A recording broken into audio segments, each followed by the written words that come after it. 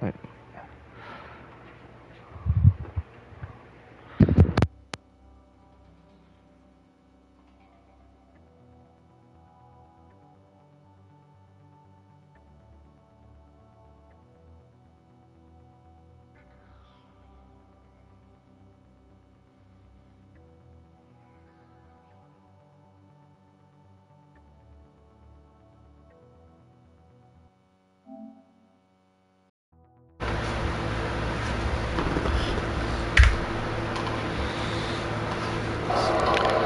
Hello? Hello?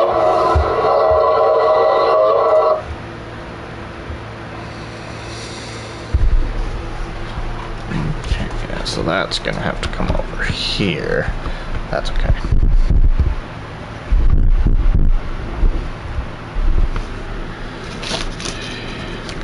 This.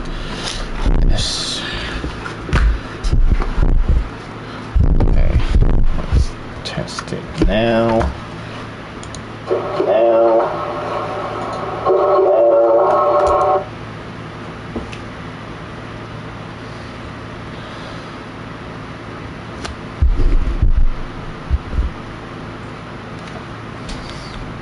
Hello, everybody. So as you can see, we are doing the Cluckin Bell heist today. Alright, just allow me to... Wait a minute. Oh, there we go. Facebook.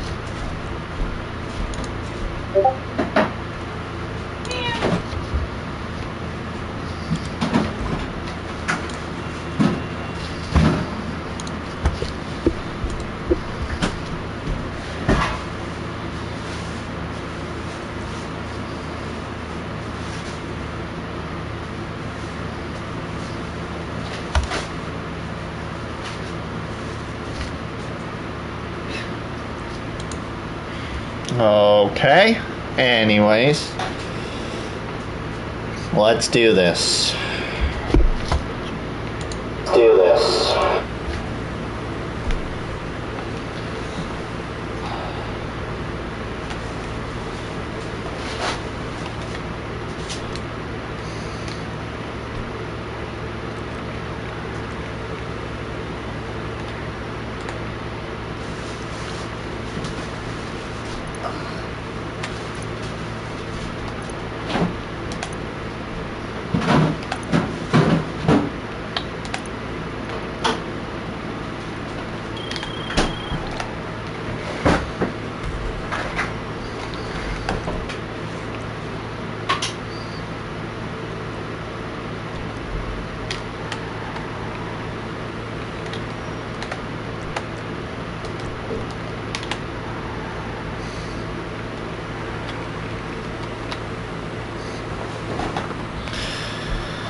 Okay, so I think we have one more thing of prep to do.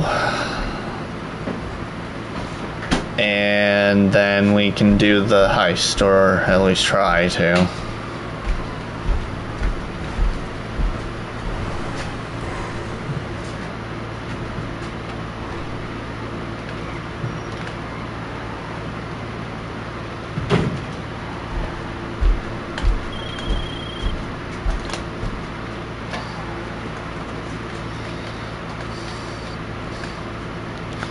Oh, look at that. Like a glove.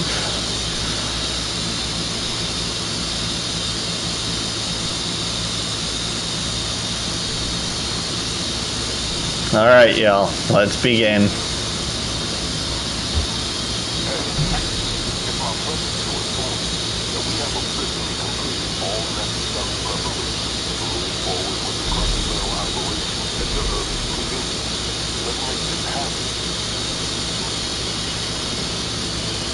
Oh, okay, here we do the heist now, apparently. Look at that.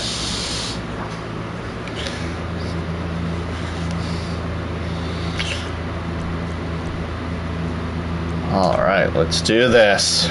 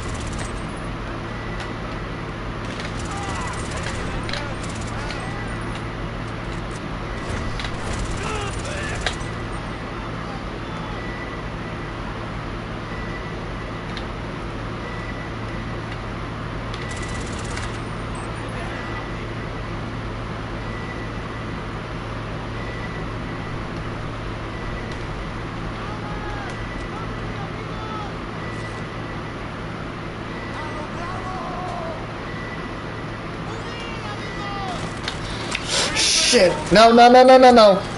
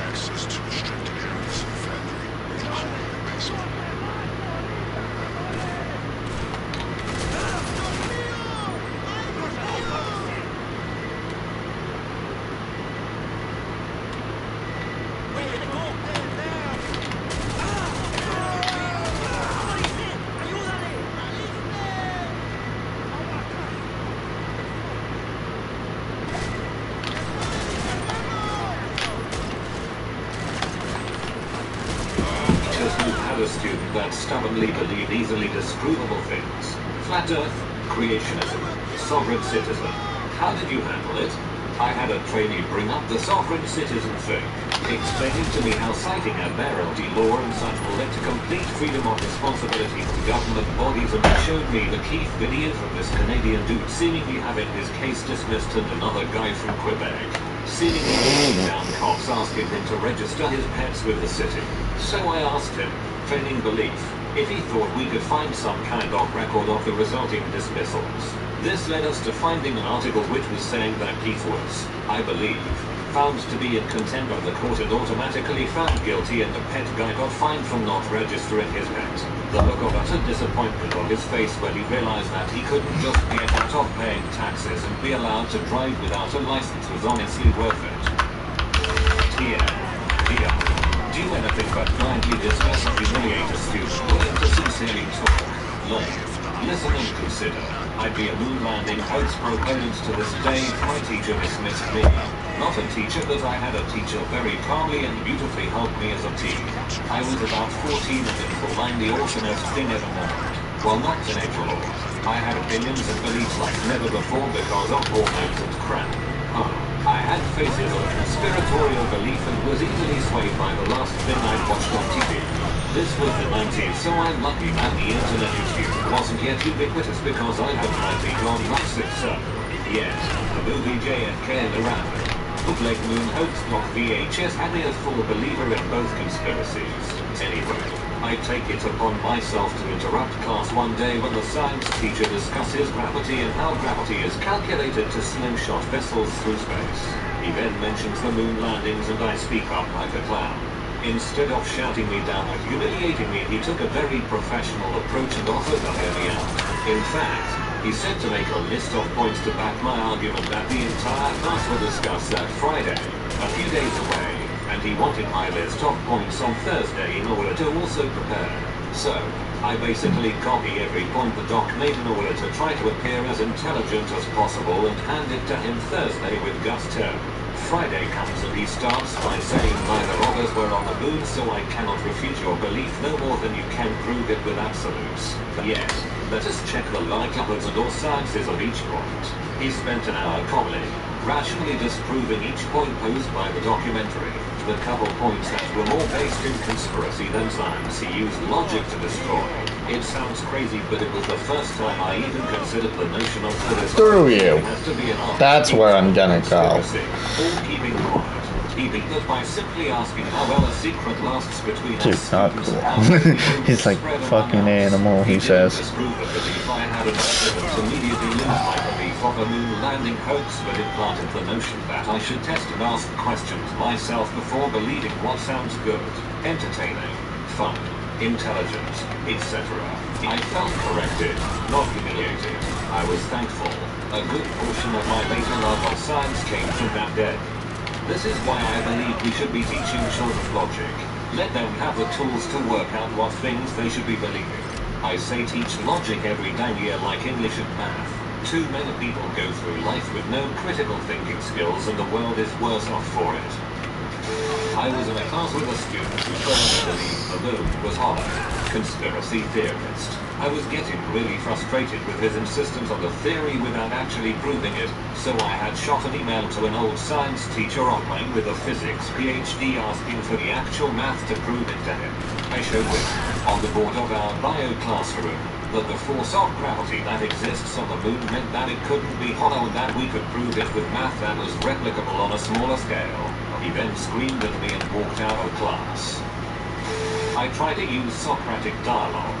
I ask leading questions and get the students to draw conclusions. Sometimes it even works. Have you ever noticed that offspring resemble parents? How does being taller, lighter, darker, faster, etc. affect survival? If this process were to occur over many generations, could the effect be cumulative?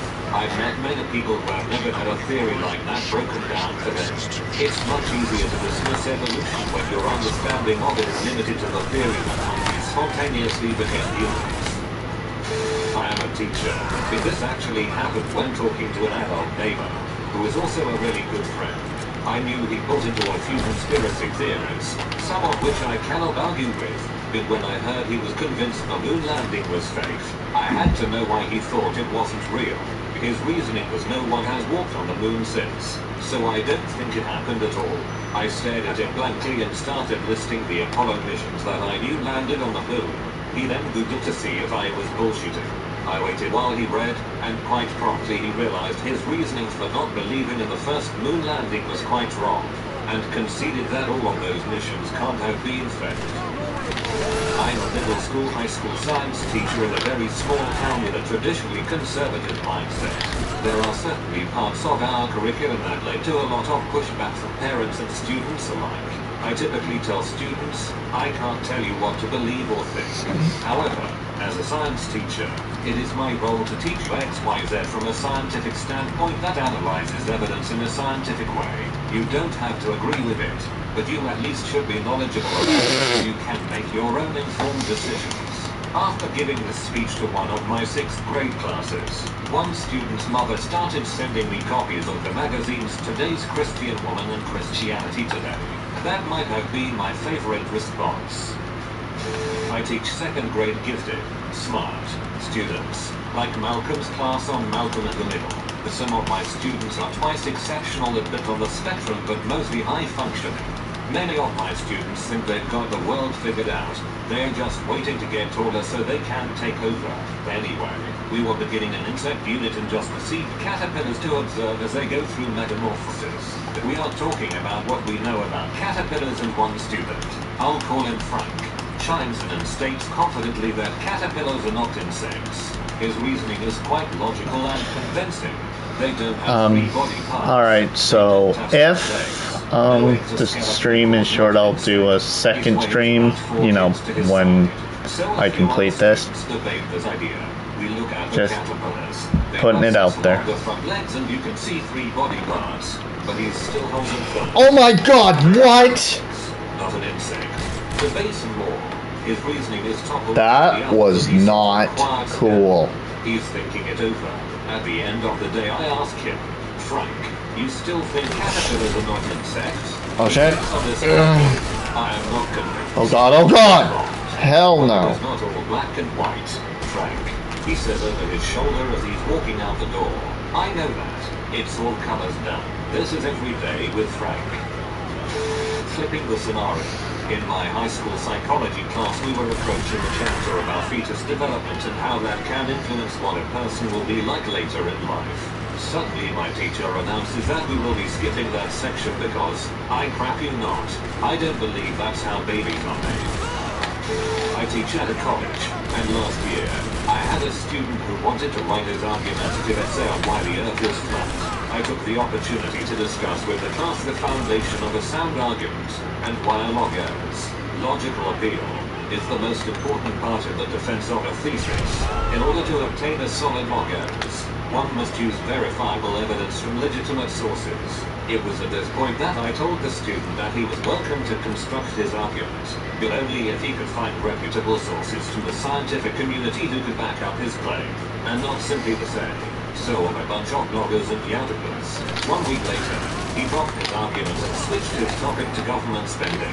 I have no idea if the student actually believed the Earth is flat or whether he just thought it'd be interesting to argue its point. I didn't discourage his choice of subject, but simply pointed out that he would have to defend his thesis like any of my other students, using all 4 appeals and 5 reliable, reputable sources. I teach biology and chemistry for a Christian homeschool network part-time.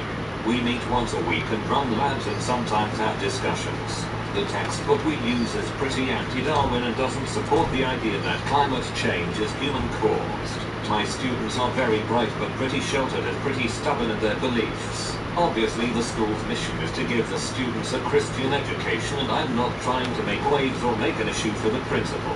What I try to do is challenge the students to think critically about what they think and believe. I have them examine the textbook for biases. I try to shut down bad arguments. A couple weeks ago, a boy stated that if macroevolution were real, we would have seen it. So I explained in no uncertain terms that that was wrong. Sometimes I'm successful at challenging their beliefs and other times I'm not. We were talking once about if aliens could exist, and most students said no, because the Bible didn't explicitly state that they did. I pointed out that the Bible didn't explicitly state lots of things, like dinosaurs. The students paused for a moment to think before one said that the Bible did mention this, and we got off topic talking about if the verses about leviathans and behemoths were about dinosaurs or not. In short, I try to push my students to be a little more critical of sources, and be able to explain ideas arguments past because the Bible says so. I pointed out that the Bible didn't explicitly state lots of things, like dinosaurs. You should use kangaroos, since it doesn't let them spin around in medical land.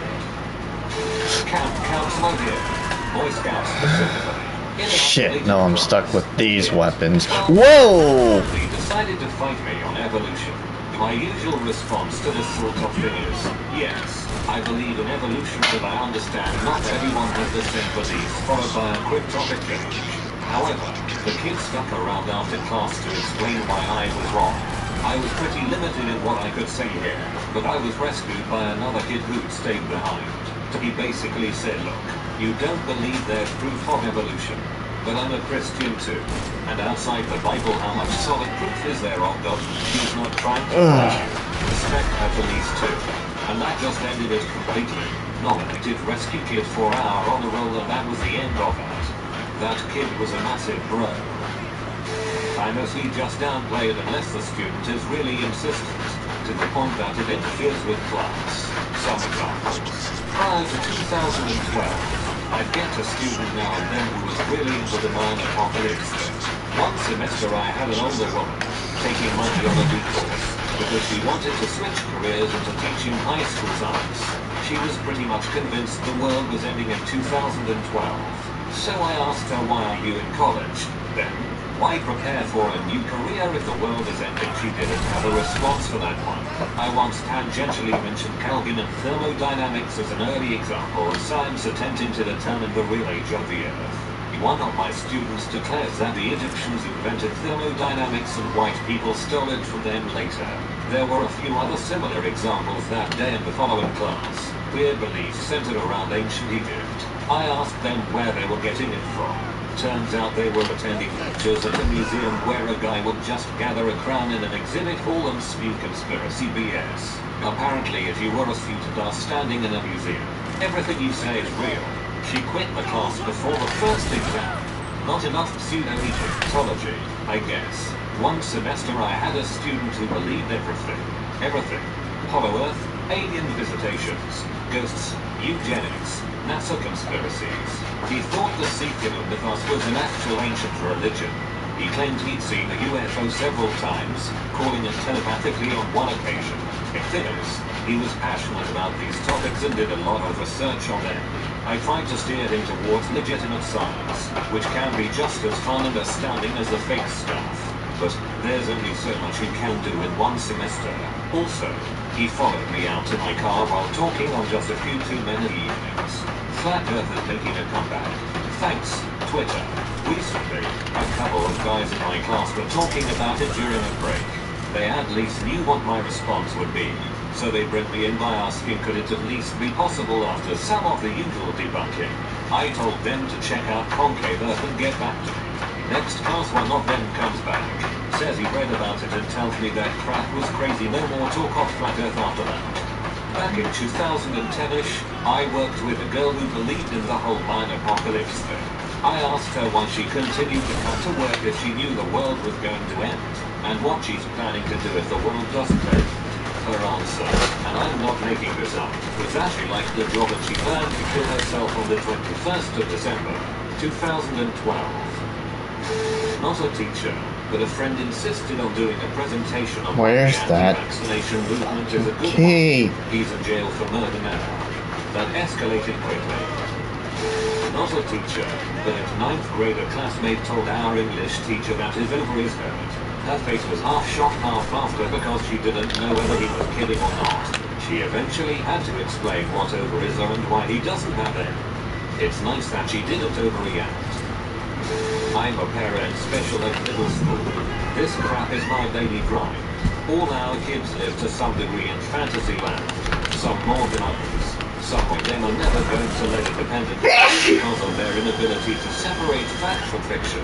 So far I've found asking them to prove it, with the full support of the teaching and therapy staff, works the best.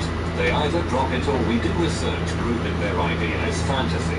If this upsets them, we work on having healthy emotional responses. Every time one of the kids who struggles with understanding reality versus fiction answers a question religiously, I want to sucker punch their parents' gums. Your child does not need religious teaching. You need to know who that damn key is, though.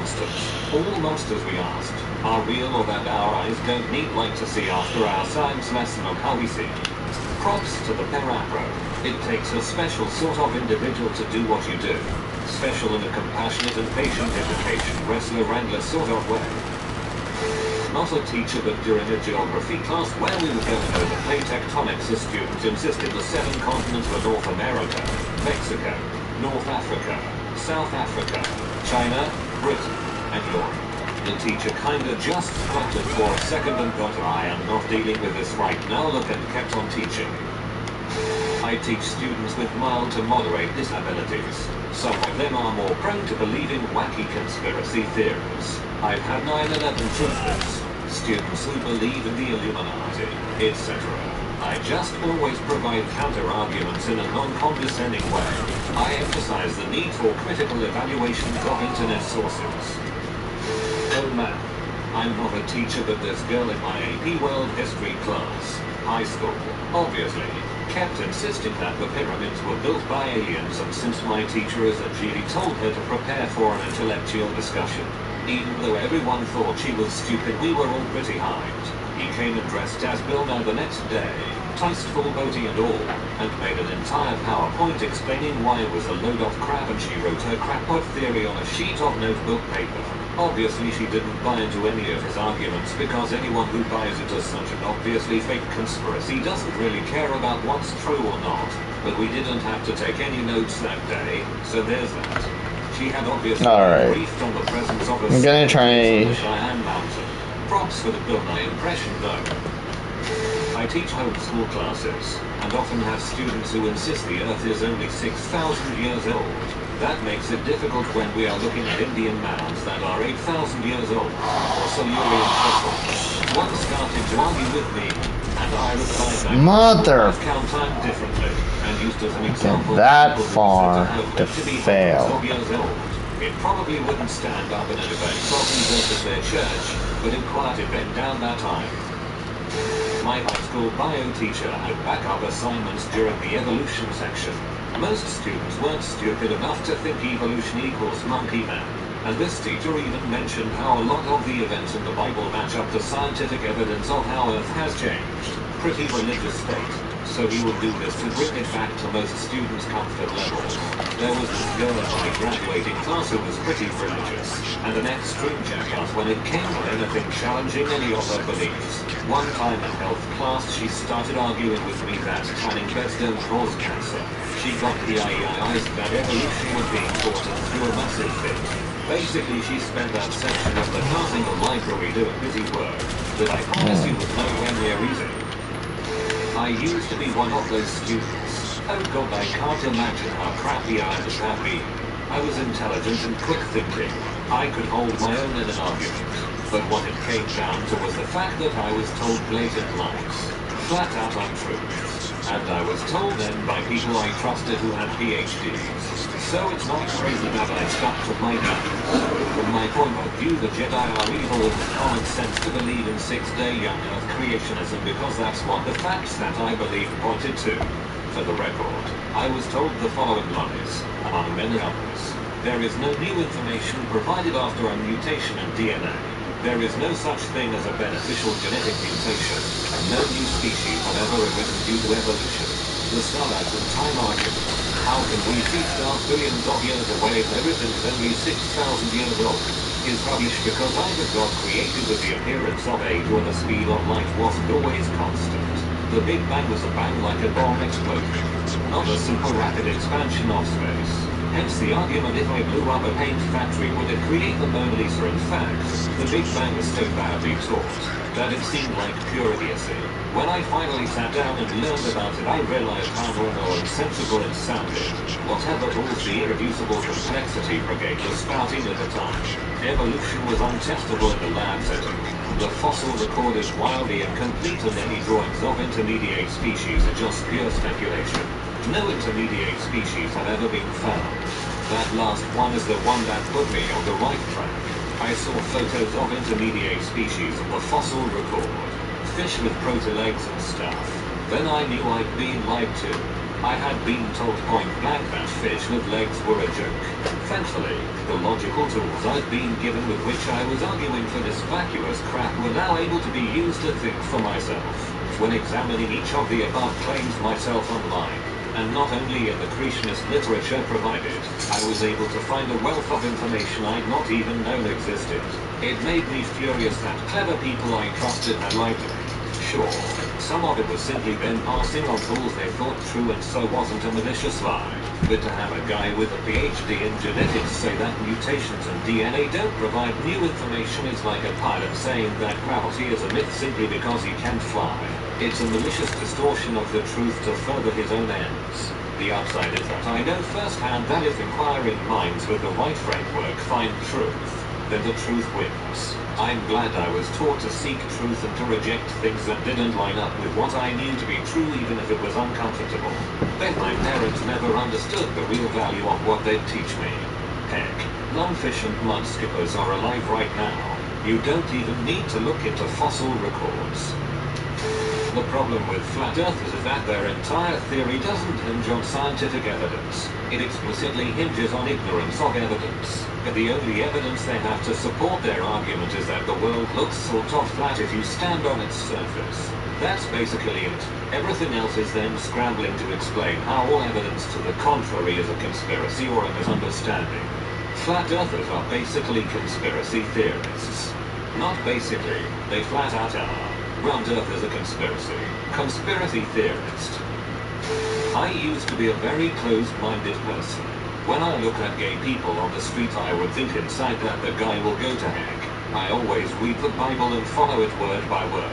I always think of how unfortunate people are outside of my belief because they are surely gonna go to heck. Then one day in class our group of 10 decided to make a perpetual motion machine. Motor gen set. For our project. Well, the idea was great, but then I noticed that it's too simple to be true. If this perpetual motion thing works, then the great scientists of the past should have already made one by now. Our project's design is not even complicated and complex. I did some research and came to the law of conservation of energy. We already discussed this topic a year before in school, but this time I felt something different. It's like a switch was flipped in mind. I learned the intuitive approach in that law and not just simply solving word problems with it. I realized that physics is not just solving worded problems. That's the moment I started loving science. It had a domino effect in my life. I noticed that I started being open-minded on religious stuff too. I don't think bad of gay people anymore and I don't mind whatever anyone's belief is. P.S. Our advisor in that project explained to us why it will not work, but still decided to build it because we are very darn persistent. I left the group and joined another because my group mates believe it will work despite my explanations. It did not work. If you are new to the channel, you can subscribe. I publish new videos every day. Until then, check another video.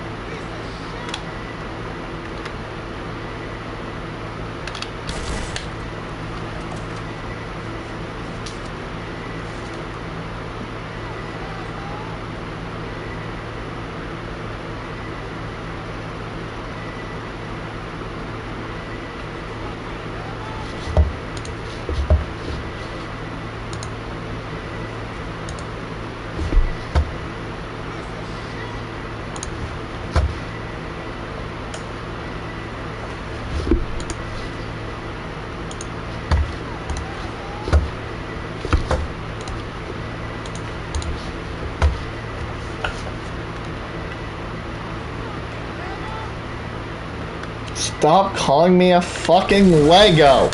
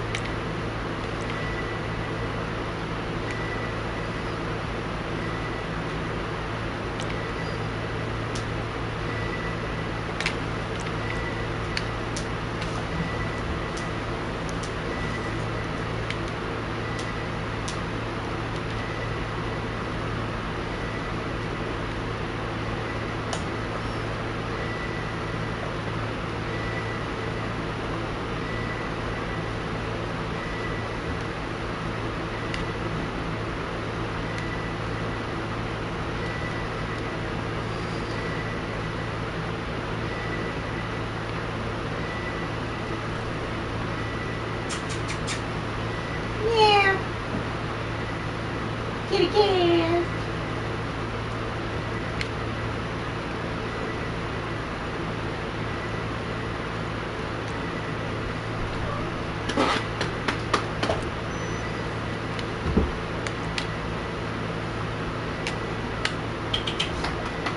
Kitty cat.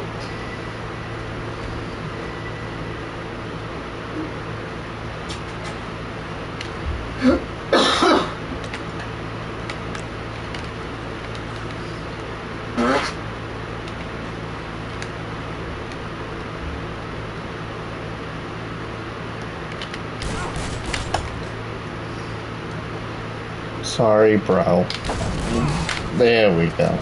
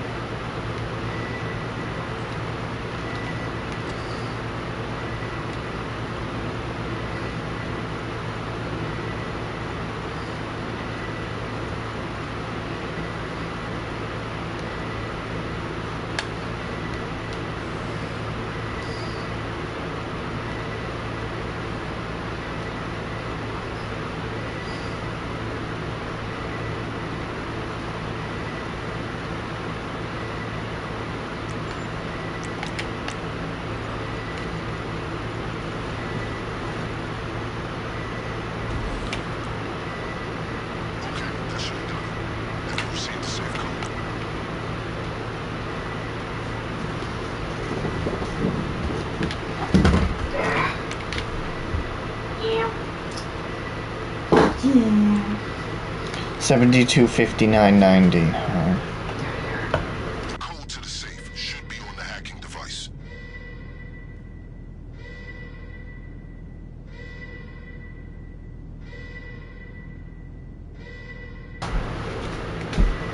Alright, I need to get... It's time to get to the safe, y'all. Ugh.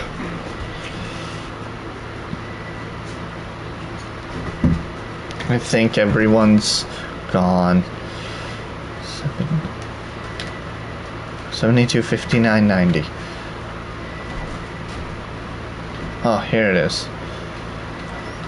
Here we go.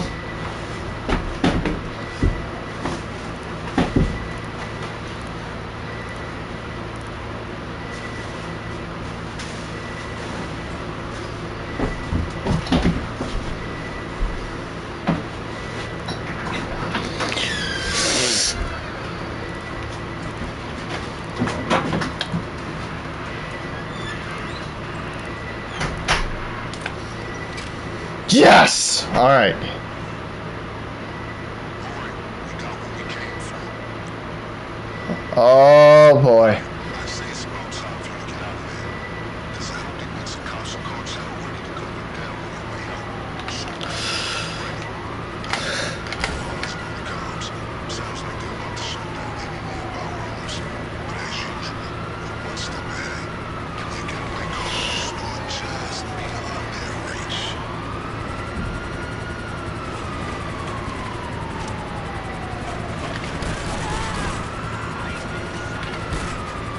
Your getaway vehicle is still in the garage on your left corner.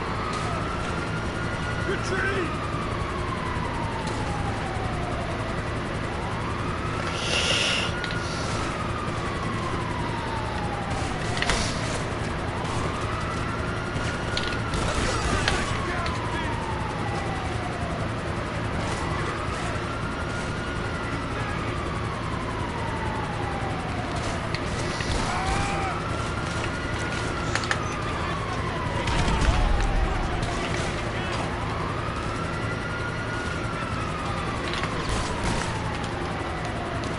Fuck it.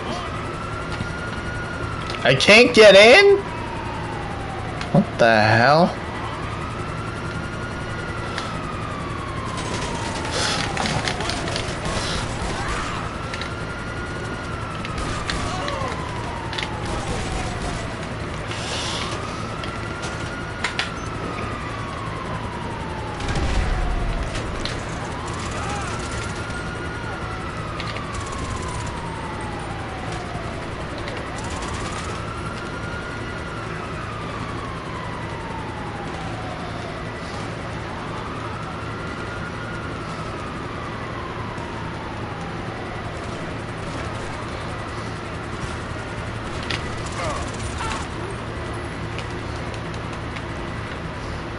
Yes! Okay. Alright. I think we're gonna do this, guys. Fast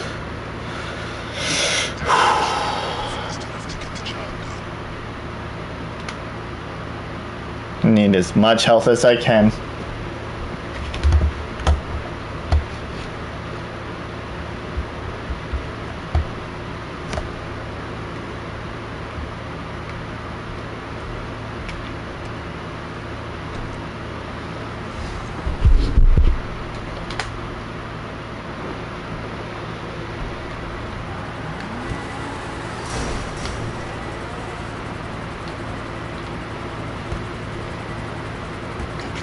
See that Illuminati chasing you? There's a program that's shaking, stirred, or otherwise dispatch. Whatever it takes to get you back to the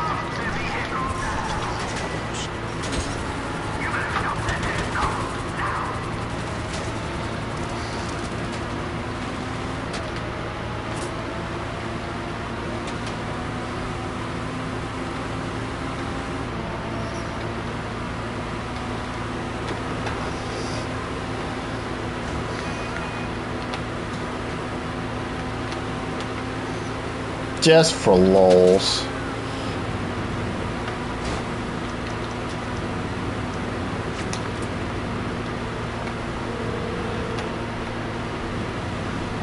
Hey, which one of my skills is required? I'll be keeping my eye on you. Goodbye.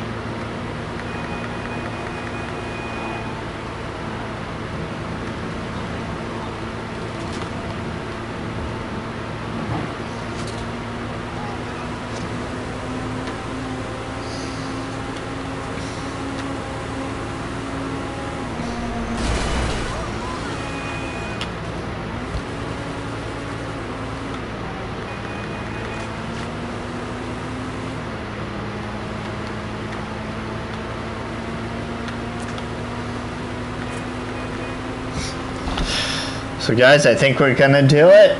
I think we're gonna finally do it.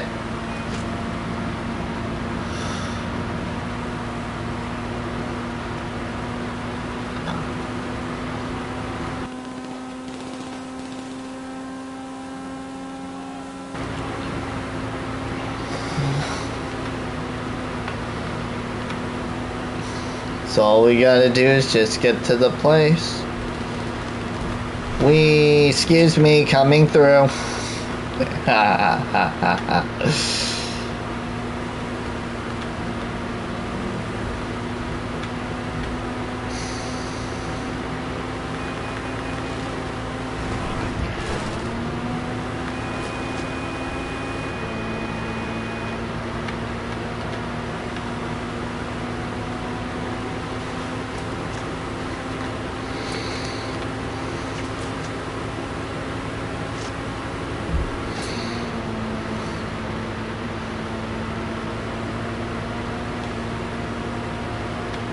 Once their ears stop ringing, the cartel and associated cops will process just how severely their operation's been sabotaged. No cocaine, no cash, and no money to blame. The rest of our department can't help but smile at the non-crimes in their collective shit. Been lucky ain't cleaning up this town. Halfway to being an employee with LSPD, If you're pocketing some of that cocaine for yourself, you'll practically be a ranked officer.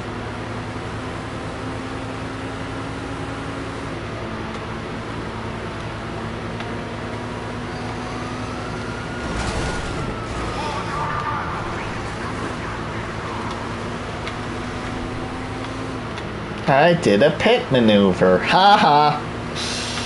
I used one of their own tricks against them.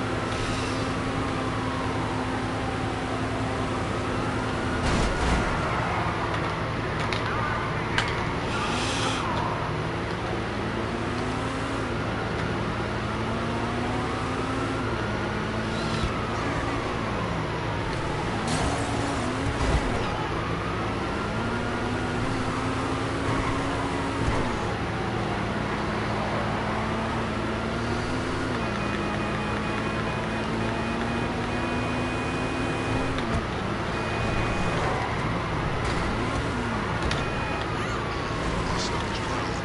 It's most assuredly the blow of 2 lumpy nines. That delicious deep-fried meat paste makes me weak.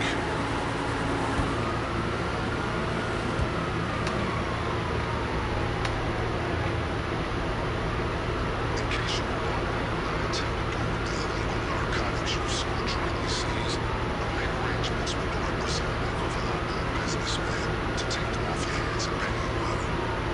See you shortly.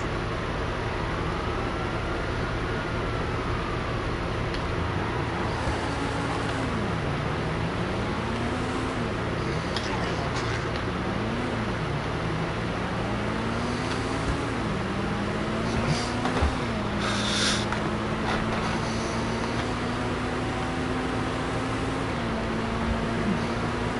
Alright guys, let's finish this.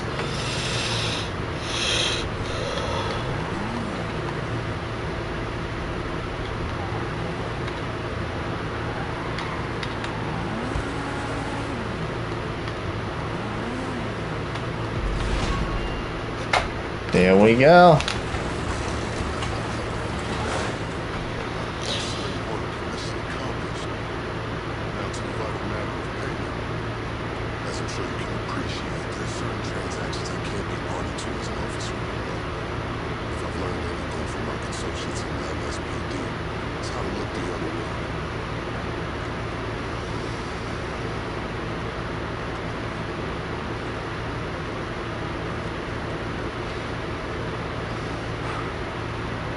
Now remember, as far as I'm concerned, we hit their factories off the mission line. As long as you're giving me reasons to keep looking the other way, I'm happy. As you can see from my choice of transportation, my fortunes at the LSPD are also improving. Just got these babies in. Fresh off the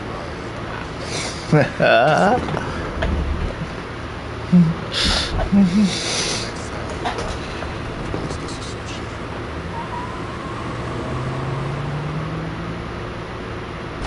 Yeah! Oh my god!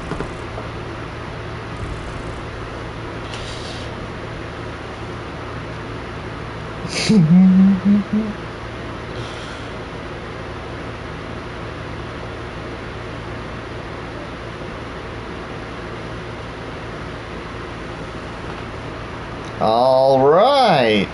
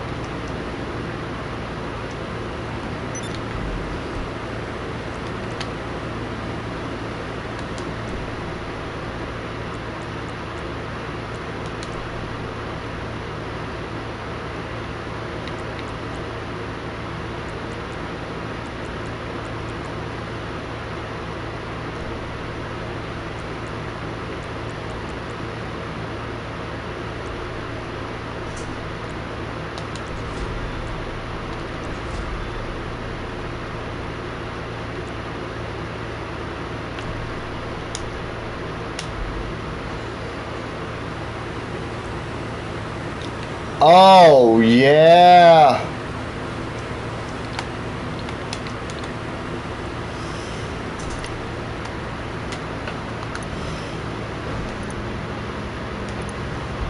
Deposit $500,100.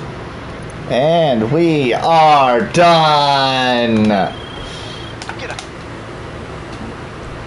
Let's go see if we can. Huh?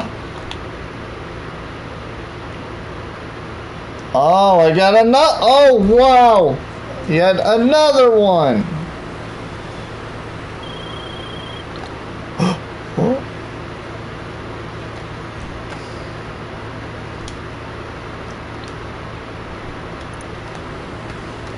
Oh, yeah. Deposit $252,000.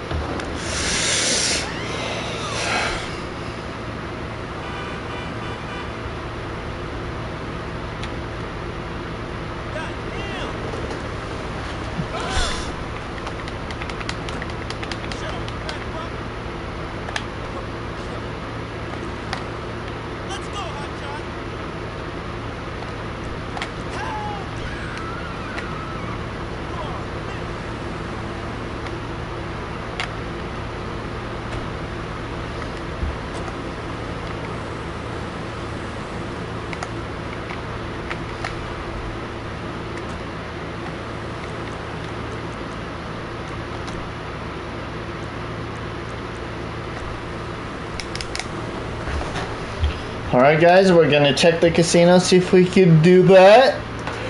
Then we're gonna stream more golf. Oh, what a day though.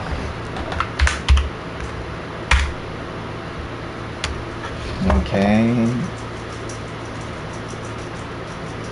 By the way, I heard Poppy's new track, New Way Out. I think it's from her upcoming album, whatever that may be. Not gonna lie, I kinda like it. I felt like it wouldn't have been out of place on I Disagree, to be honest. Anyway, here's our car.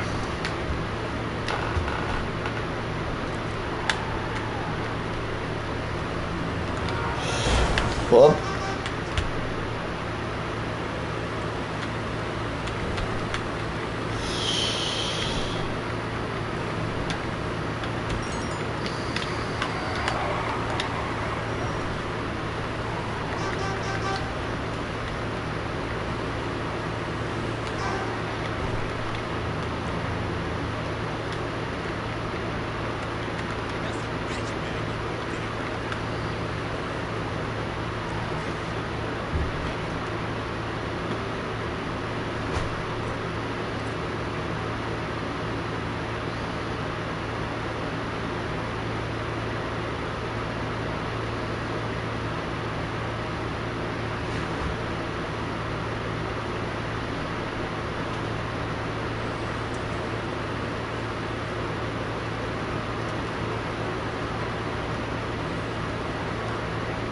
Store is open. Come dressed like you deserve success.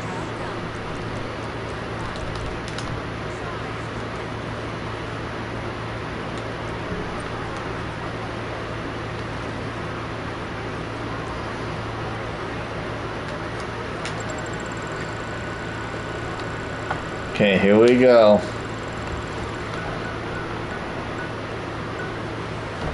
Okay. Not what I had hoped for, but it's something.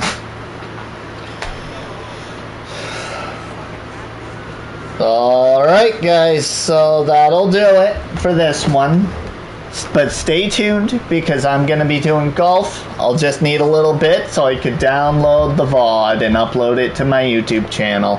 Thank you guys so much for watching, being part of this journey with me.